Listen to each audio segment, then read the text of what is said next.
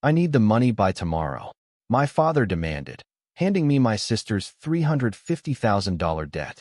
No excuses, he warned. I just smiled and said, sure. 6 hours later, I was at the airport.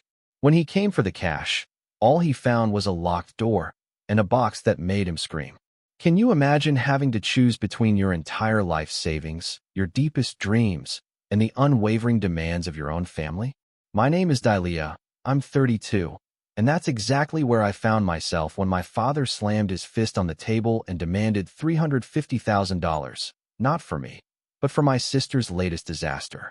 And in that moment, something inside me didn't just snap, it fundamentally realigned.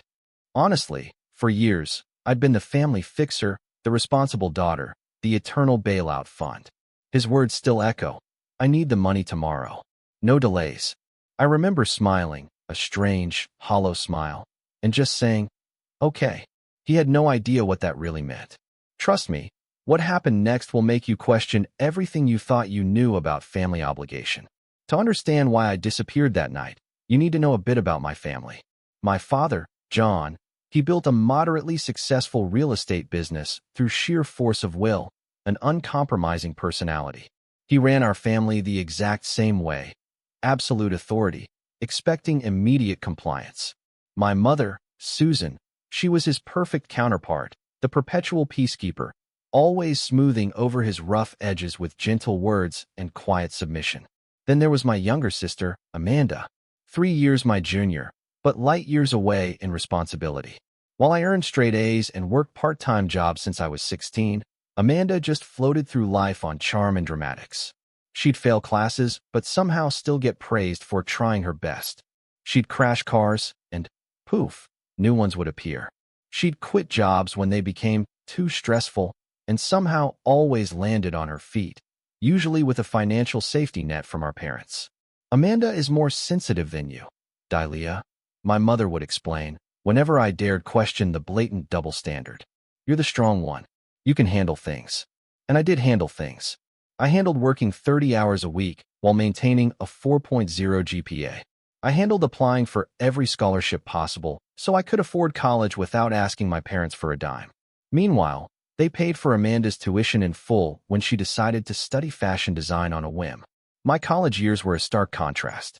I juggled multiple jobs and internships, lived in a cramped apartment with 3 roommates to save money. Amanda? She posted endless social media updates from parties and spring break trips, living in a cute downtown studio, all paid for by mom and dad. When I graduated with honors in finance, my parents attended, but they left early. Why? Amanda had an emergency that turned out to be a breakup with a boyfriend of 2 weeks. I built my career methodically at an investment firm, started as an analyst, worked my way up to senior advisor through consistent performance and countless late nights. By 29, I had saved enough for a down payment on a modest, but absolutely perfect, 2-bedroom home in a nice neighborhood. That house, for me, it represented everything. Every extra shift, every vacation I never took, every single dollar carefully saved instead of spent. My relationship with Amanda, though, it just deteriorated as we moved into our late 20s. While I was establishing financial independence, her lifestyle continued to be subsidized by our parents, and increasingly, by me. The first major bailout came 4 years ago. Amanda decided to launch an online clothing boutique. She needed $15,000 for initial inventory, but she'd maxed out her credit cards and been denied a small business loan due to poor credit. My father called me. He wasn't asking, he was telling me, help your sister out. I transferred the money the next day, setting up a payment plan that Amanda followed for exactly 2 months before the excuses began. The business folded within a year. The second incident? Amanda got involved with some wealthy guy who turned out to be married. Messy public confrontation with his wife. Amanda got sued for property damage and emotional distress. $20,000 of my savings disappeared to settle that case quickly and quietly. The third time, just 6 months ago, involved Amanda's extravagant apartment lease. She couldn't afford it after quitting her job at a fashion magazine because her boss was totally toxic. $35,000 covered her lease termination, outstanding rent, and moving expenses. After that third bailout, I finally had a serious conversation with my family.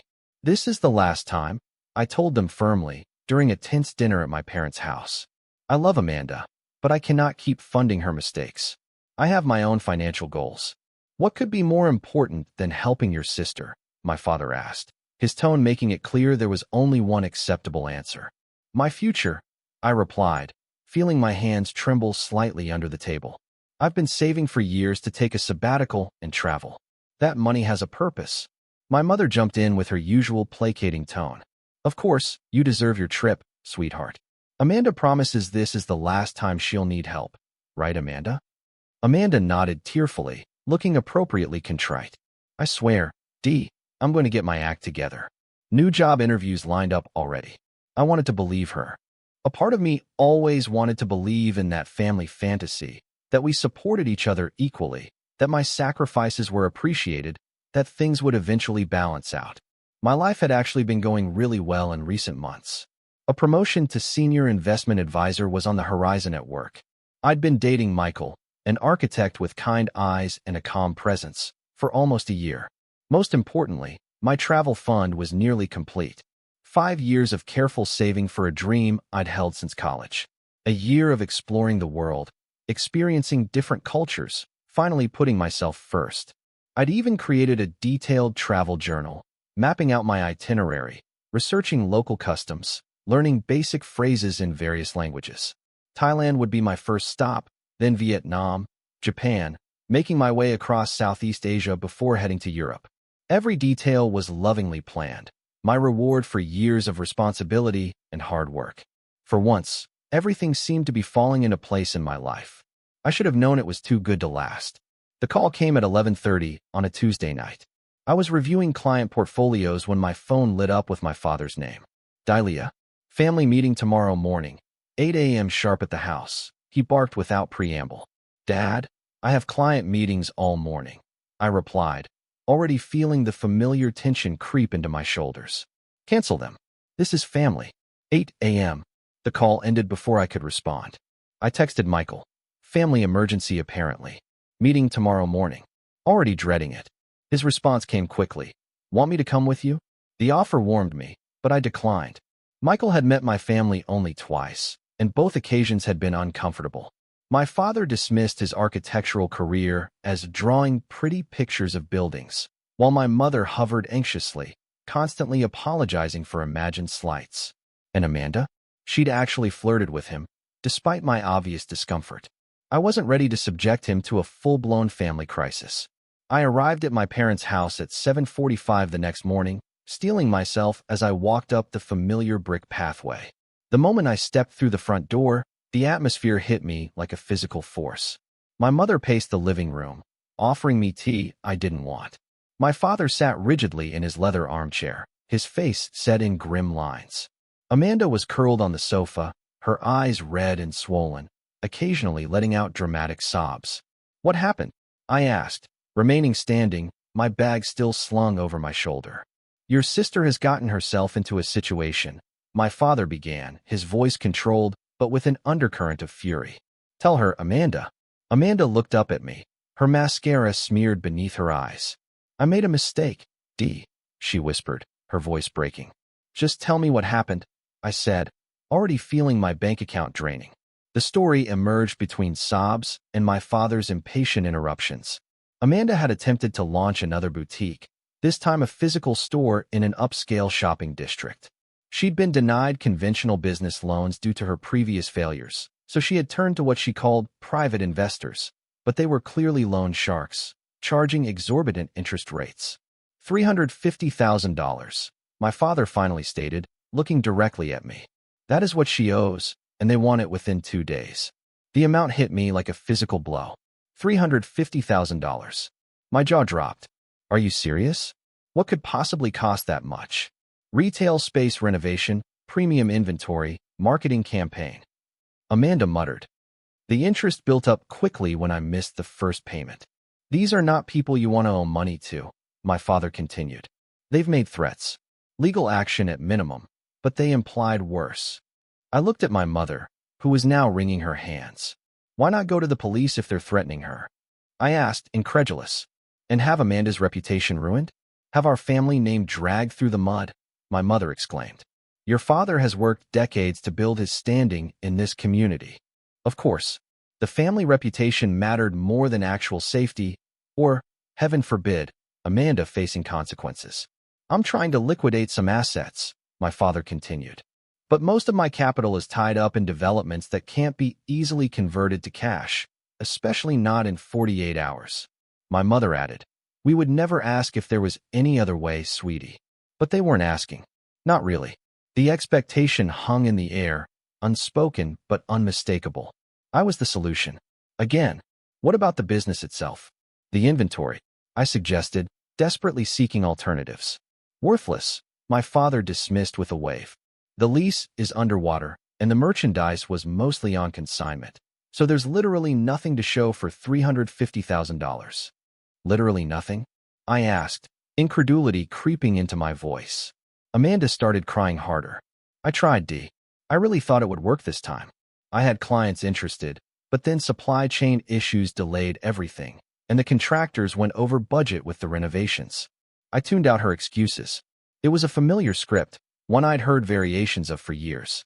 Meanwhile, my father's eyes never left me, calculating. My mother had moved to sit beside Amanda, rubbing her back in small circles. "Dahlia," my father finally said, his voice taking on the tone he used to close business deals. "You are in the best position to help.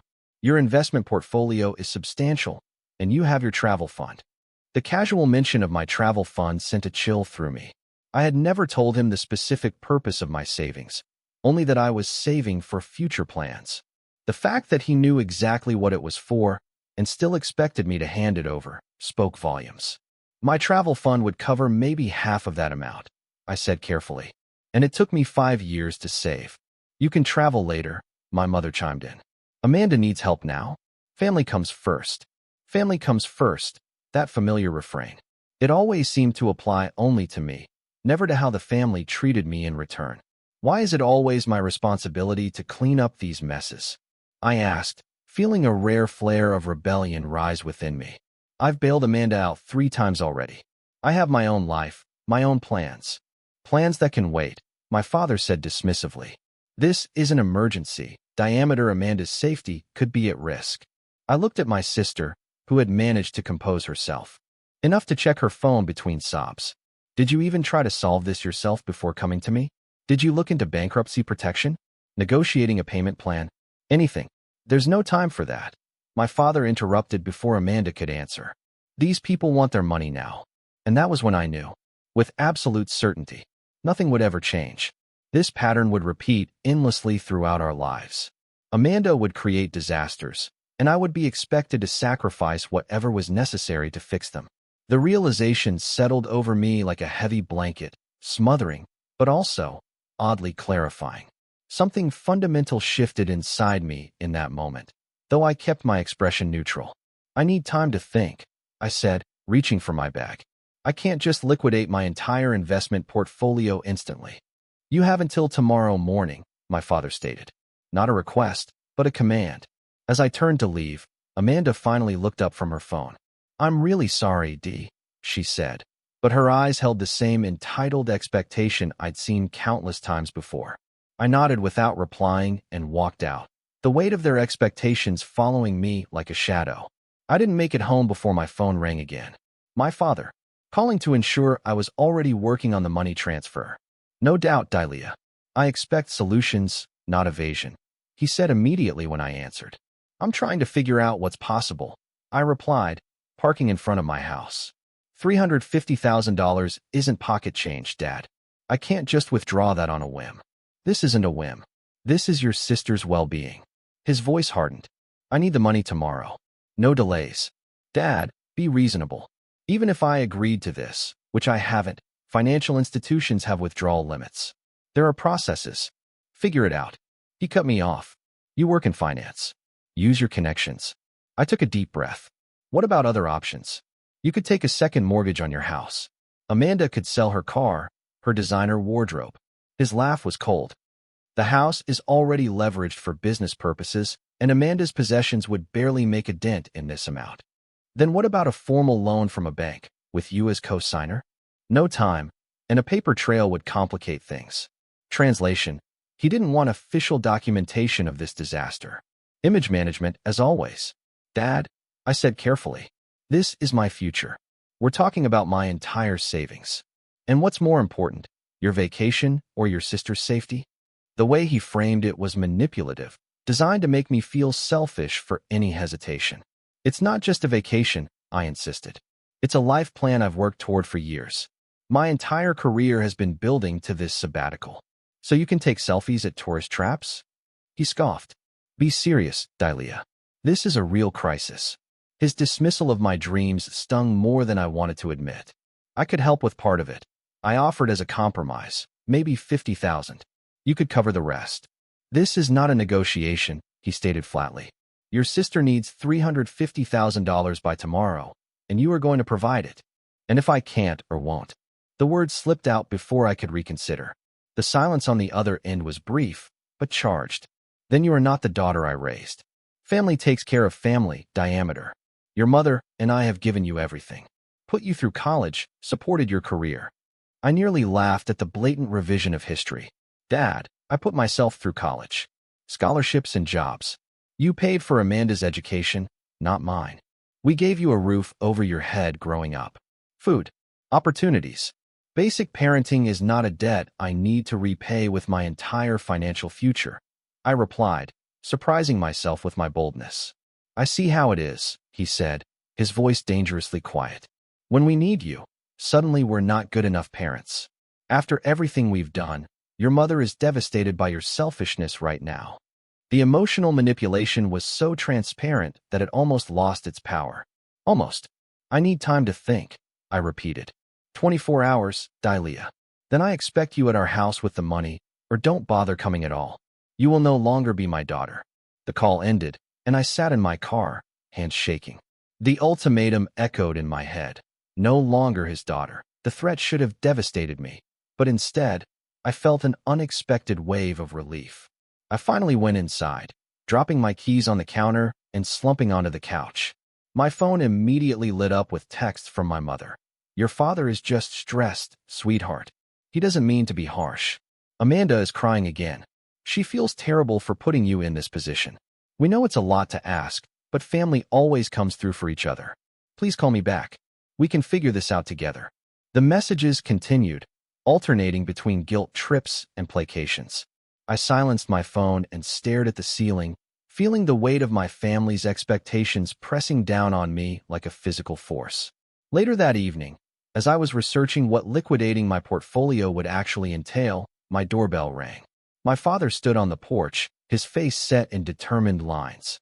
I thought we could discuss this like adults, he said, pushing past me into the house without waiting for an invitation. There's nothing to discuss, I replied, closing the door. You've made your position clear.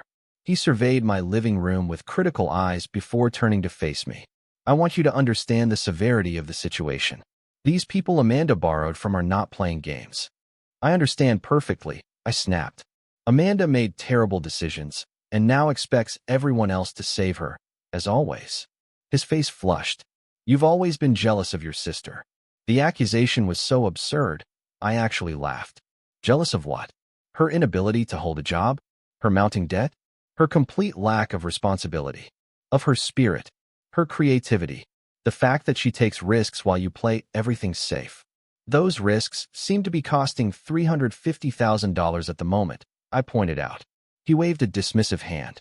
Money can be replaced. Family cannot. Exactly my point, I agreed. Yet you're willing to disown me over money. He stepped closer, his voice lowering. I need the money tomorrow. And no delays. I've already told these people we'll have it. The presumption was staggering. He had guaranteed my money without even speaking to me first. You had no right to make promises on my behalf, I said, feeling a strange calm settle over me. I had every right. I am your father. That does not give you ownership of my finances. It gives me the right to expect support in a family crisis. He shouted, his control finally slipping. After everything we've done for you, this is how you repay us? With selfishness and arguments, when your sister could be in danger? I looked at this man, my father. Really looked at him, perhaps for the first time in my adult life. I saw not the imposing figure of my childhood, but someone smaller.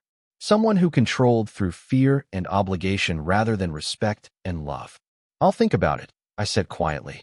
Now, please leave. I need to make some calculations. He stared at me for a long moment, then nodded stiffly. Tomorrow morning, diameter 9 a.m. at our house, with the funds, or don't bother coming at all. After he left, I sat in silence for nearly an hour, thoughts racing. Then, with sudden clarity, I smiled and whispered to my empty living room. Okay. I didn't sleep that night. Not a single minute. Instead, I sat cross-legged on my bed with 5 years of travel journals spread around me. Detailed itineraries, language notes, cultural research, budgets carefully calculated and recalculated. 5 years of dreams, meticulously documented. Tears fell occasionally as I flipped through the pages, but they weren't the desperate tears of someone trapped. They were mourning tears, acknowledging what was ending and what might be beginning. The wall opposite my bed featured a large world map with colorful pins marking my planned destinations: Thailand, Vietnam, Japan, Indonesia, continuing across continents.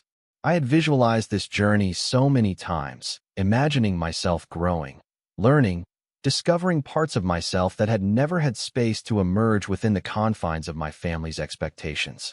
Around 3 o'clock in the morning, staring at that map, something crystallized within me. A realization so clear, it felt almost like a physical sensation. I didn't know them my future anymore. The constant weight of being the responsible one, the reliable one, the fixer, it had been so normalized, I'd never fully questioned it. But now, faced with the demand to sacrifice everything I had worked for, the absurdity of the pattern became impossible to ignore. Amanda would never change as long as she was shielded from consequences. My parents would never see me as anything but a resource as long as I allowed it. This cycle would repeat forever, unless someone broke it. That someone would have to be me. The plan formed with surprising speed and clarity. Not just an emotional reaction, but a strategic decision. I would not give them the money. I would not show up for the 9 a.m. ultimatum. I would not continue to participate in this dysfunction. I would disappear. Not forever, not burning every bridge, but long enough to establish boundaries that had never before existed in my family.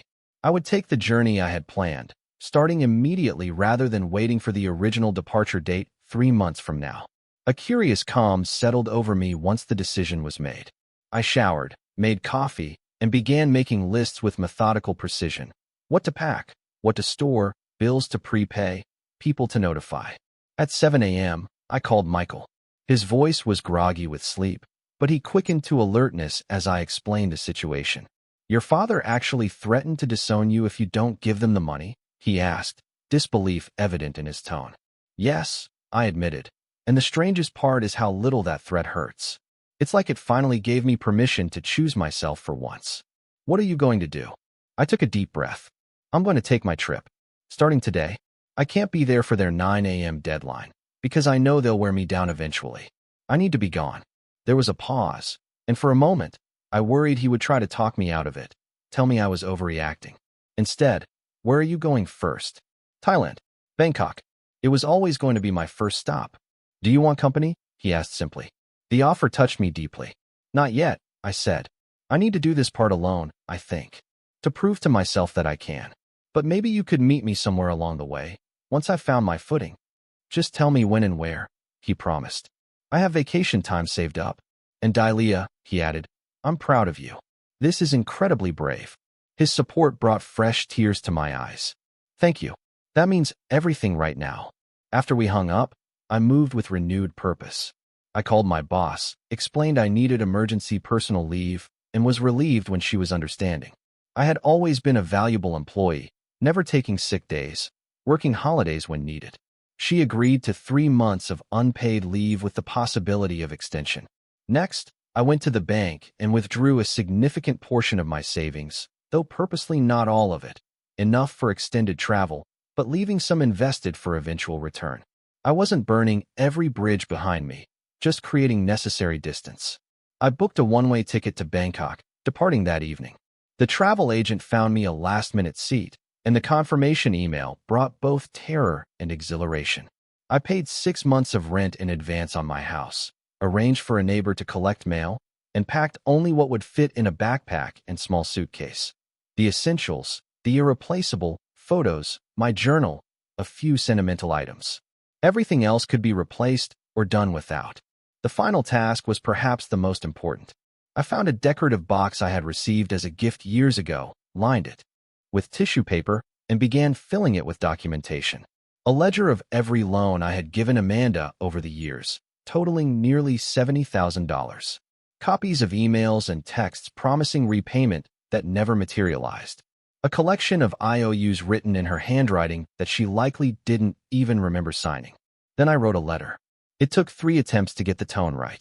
Not angry, but clear. Not vindictive, but honest. I explained why I could not continue in the role assigned to me.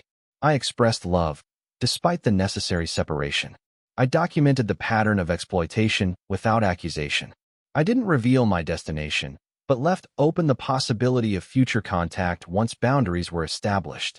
I signed it simply Dalia, rather than the usual love, Dalia, that had ended every communication with my family since childhood. A small, but significant shift. The box was wrapped carefully with a simple ribbon, a final gift to a family that had demanded so many.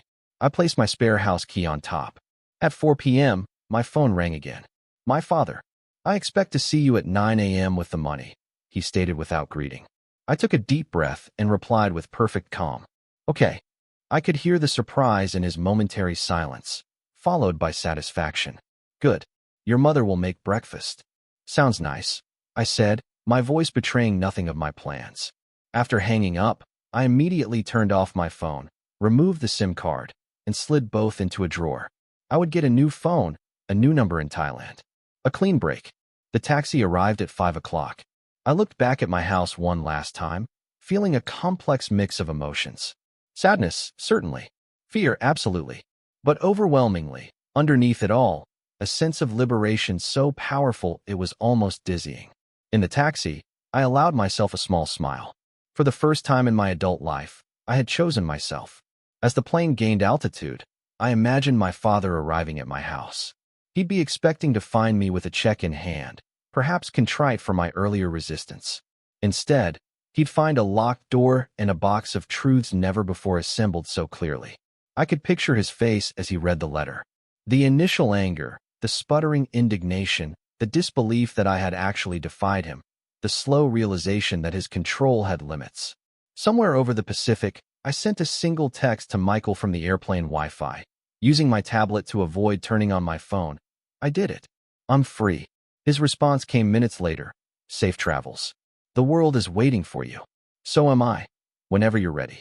I leaned back against the headrest, closed my eyes, and for the first time in days, I slept peacefully. 9 a.m. arrived at my abandoned house with predictable results. My father, punctual to a fault, pulled into the driveway, expecting to find me waiting with the money, perhaps apologetic for my earlier reluctance.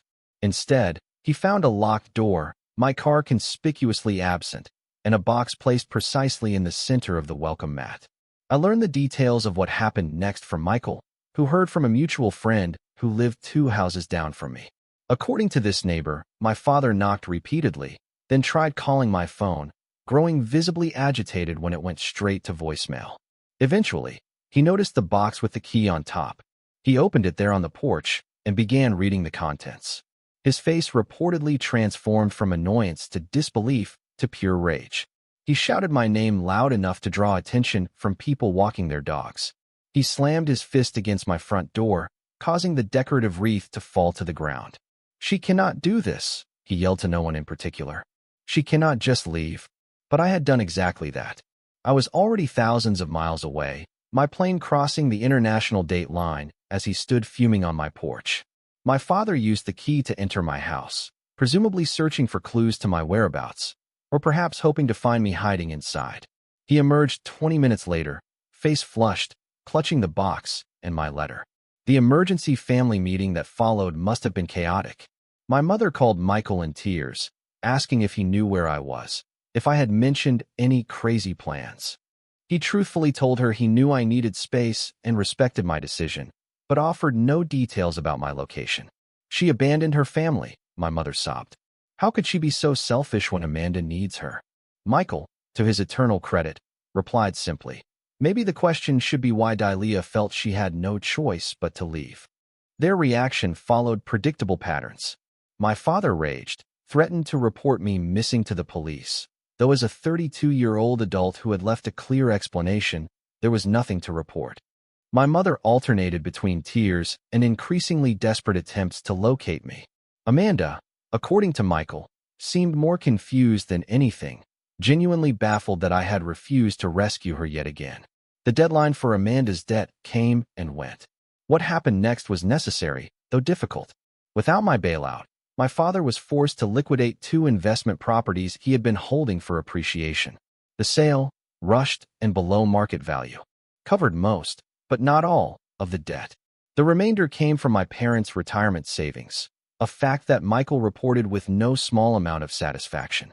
They had the resources all along, he told me during one of our weekly secure email exchanges. They just preferred to use yours instead. My first days in Bangkok were a strange mixture of exhilaration and guilt. The vibrant chaos of the city provided constant distraction. The humid heat and unfamiliar sounds created a sensory experience so different from home that it was impossible to dwell too much on what I had left behind. I stayed in a modest but clean hotel in a neighborhood away from the main tourist areas, eating street food, visiting temples, and slowly adjusting to the reality of what I had done. Each morning brought momentary panic, followed by growing confidence. I was managing. I was surviving. Eventually, I began to believe I might actually thrive. I established routines. Morning tea at a local shop where the owner gradually began recognizing me and practicing his English. Afternoons exploring different districts of the sprawling city. Evenings writing in my journal, processing the complex emotions that surfaced in quiet moments. The guilt never disappeared entirely, but it evolved into something more nuanced than simple regret. I recognized it as the programmed response of someone trained since childhood to put others' needs first, to see personal boundaries as selfishness. With distance, I could begin to examine these patterns objectively. After 3 weeks, I sent my first email to Michael using a secure account created specifically for our communications. I shared practical details, my safe arrival, my accommodations, my initial impressions of Thailand. I asked about his life, his work, careful to avoid direct questions about my family that might put him in an awkward position. His response came within hours, warm and supportive, without pressure. He shared news of his latest architectural project, mentioned a book he was reading that reminded him of me, and only at the end offered limited information about my family. Your parents came by my apartment looking for you last week. I told them what I knew, which is that you are safe and needed space. Your father made some threats about legal action for hiding you, but obviously that went nowhere since you're an adult who left voluntarily. Amanda has apparently taken a job at a department store. Entry-level retail. Your mother mentioned it as if it were a tragedy, but it sounds like a positive step to me. The news about Amanda surprised me.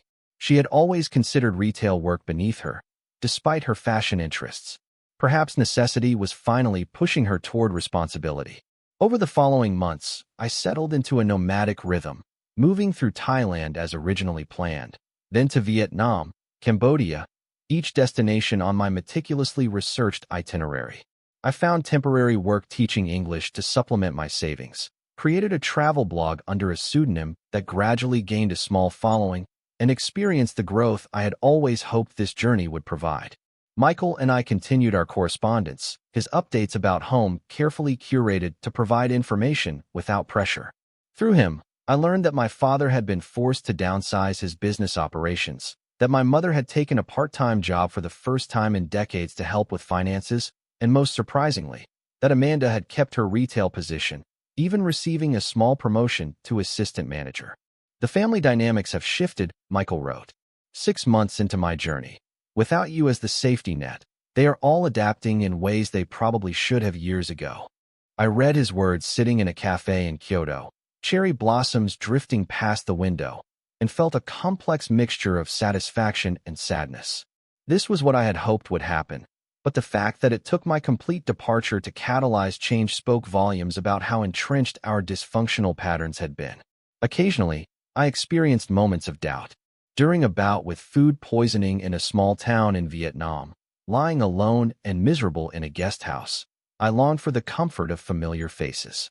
When celebrating my 33rd birthday with strangers at a hostel in Taiwan, I felt a pang of loneliness despite their kindness. But these moments passed, and each time, I emerged stronger, more confident in my ability to navigate the world independently. The woman who had spent decades being reliable for everyone else discovered she could be reliable for herself as well. Michael joined me for 2 weeks in Japan. A slightly awkward but ultimately wonderful reunion that confirmed our connection had survived the separation. We parted with promises to meet again in Europe, our relationship evolving into something different, but perhaps more balanced than before. Almost exactly 9 months after my departure, an email arrived from an unfamiliar address. The subject line read simply, "From your mother." I stared at it for a full day before finding the courage to open it. The Paris cafe buzzed with morning conversations, the clinking of espresso cups creating a soothing backdrop as I opened my laptop. A year had passed since my abrupt departure, and spring in France was as beautiful as my travel journals had promised. I had arrived 3 days ago, my 10th country on this journey of self-discovery. I sipped my coffee and logged into my email, immediately noticing a new message from Michael. We had maintained our correspondence throughout my travels, and he was planning to join me in Italy the following month. His updates from home had become less focused on my family over time, a natural evolution as my new life took precedence over the past I had left behind. Today's message, however, was different. "Your mother asked me for your email address," he wrote. "I didn't give it to her, of course, respecting your privacy, but she gave me a letter to forward to you. It seems sincere diameter. I've attached it, but only you can decide if you want to read it. No pressure either way. I support whatever you choose." The attachment sat in my inbox, unopened, as I ordered a second coffee and a croissant, buying time with small indulgences. The terrace had filled with Parisians and tourists alike, the spring sunshine drawing everyone outdoors after a rainy week. Finally, I clicked on the attachment, bracing myself for guilt trips or emotional manipulation. "Dear Dalia," it began simply. "I hope this message finds you well and safe wherever you are. I have started this letter 100 times over the past year and discarded every attempt. What could I possibly say that would matter after everything that happened? But today I realized that perhaps the most important thing is simply to acknowledge the truth, even if it changes nothing between us." I paused, surprised by the tone. This did not sound like the mother I knew, the peacekeeper who smoothed over difficult realities with platitudes and deflection. "You were right to leave," she continued. "I have had a year to reflect on the patterns in our family, and I am deeply sorry for my role in them. Your father and I put unfair pressure on you throughout your life. We expected you to fix problems you did not create, while shielding Amanda from the consequences of her actions. We called it love, but it was not loving toward either of you. It damaged you both in different ways." My coffee grew cold as I read on, absorbing words I never expected to hear from my mother. "Our family has changed since you left, not immediately, and not without pain. Your father was angry for months. Amanda was confused and hurt. I was simply lost. But gradually, necessity forced changes that should have happened years ago." She detailed these changes with surprising candor. My father had scaled back his business after selling properties to cover Amanda's debt.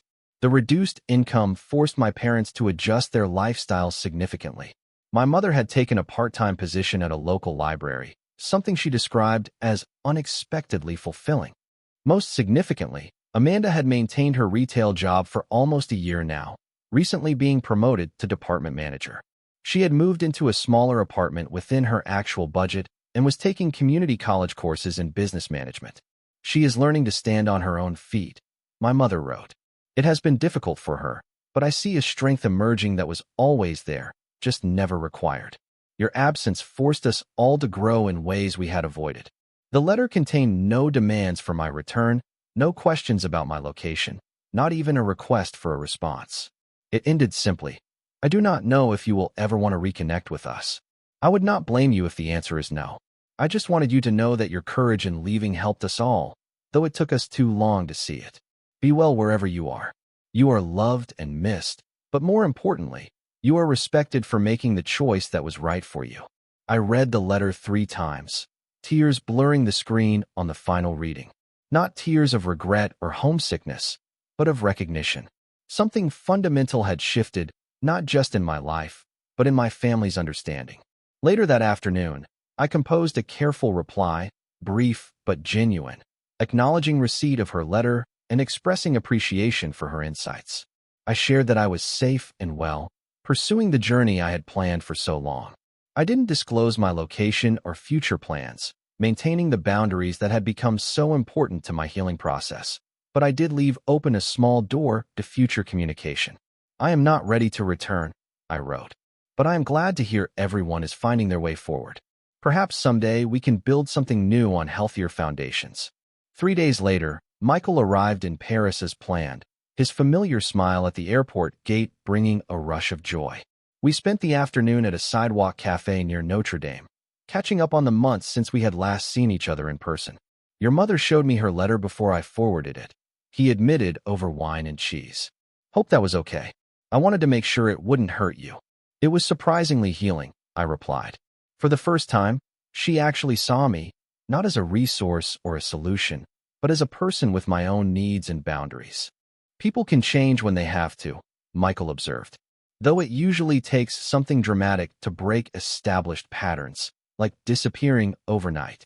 Exactly like that, I said with a small smile. We spent 2 weeks together in Paris, then traveled south to the French Riviera.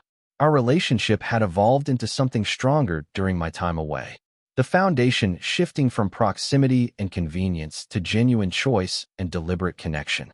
As we watched the Mediterranean sunset one evening, Michael asked the question that had been hovering unspoken. Do you ever think about going back? Not to the old situation, but to see the changes for yourself? I considered carefully before answering.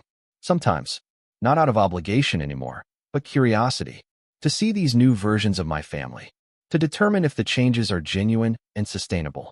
And if they are, then perhaps we could build new relationships, adult to adult, with respect and boundaries. But I'm not ready yet. You'll know when you are, he said simply, his hand finding mine on the weathered wood of the boardwalk railing. The journey I had planned for a year extended to 15 months as I continued exploring Europe, occasionally joined by Michael during his vacation time. My remote work teaching English online provided sufficient income to supplement my savings, and my travel blog had developed a modest following that occasionally led to free accommodations in exchange for reviews. Throughout this time, I maintained sparse but civil communication with my mother via email. Basic life updates, no deep emotional exchanges, but no hostility either. A tentative rebuilding of trust through consistent respect for boundaries. The lessons of my journey crystallized over time, becoming clearer with distance and perspective. First, that healthy boundaries are not selfish, but essential. The constant sacrifice of self for others creates not harmony, but dysfunction.